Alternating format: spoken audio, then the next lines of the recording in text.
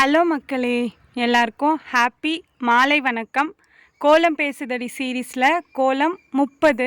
நீங்கள் எல்லாரும் கமெண்ட்ஸில் கேட்ட குட்டி குட்டி கோலம் தான். என்னால் முடிஞ்ச வரைக்கும் ஃபாஸ்ட்டாக எடிட் பண்ணி சீக்கிரமாக குயிக்காக போட்டிருக்கேன்.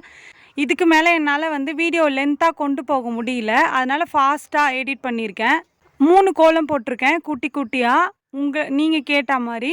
அதே மாதிரி நெக்ஸ்ட்டு பார்டர் நான் இன்னும் போடலை. நான் போட்டு வீடியோ எடுத்து உங்ககிட்ட ஷேர் பண்ணுறேன்.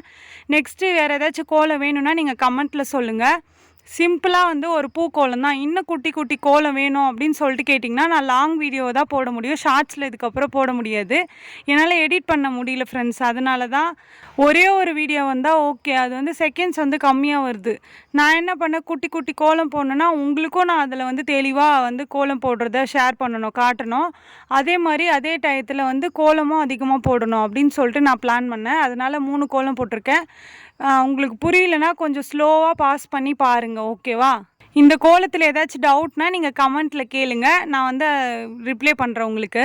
இது தாமரை சும்மா வாசப்படியில் போட்டேன். சரி நல்லா இருந்ததுன்னு சொல்லிவிட்டு நான் உங்ககிட்ட வீடியோ எடுத்து ஷேர் பண்ணியிருக்கேன். ஓகே மக்களே, இந்த வீடியோ உங்களுக்கு பிடிச்சிருந்தா மறக்காமல் சுந்தர் உமா ஜெயந்தி சேனலை சப்ஸ்கிரைப் பண்ணிக்கோங்க. இந்த கோலம் பிடிச்சிருந்தா இந்த வீடியோவுக்கு லைக் பண்ணிக்கோங்க. இந்த கோலத்துக்கு 10க்கு எத்தனை மார்க் கொடுப்பீங்க அப்படின்னு சொல்லிட்டு கமெண்ட்டில் சொல்லுங்கள். பாய் பாய்.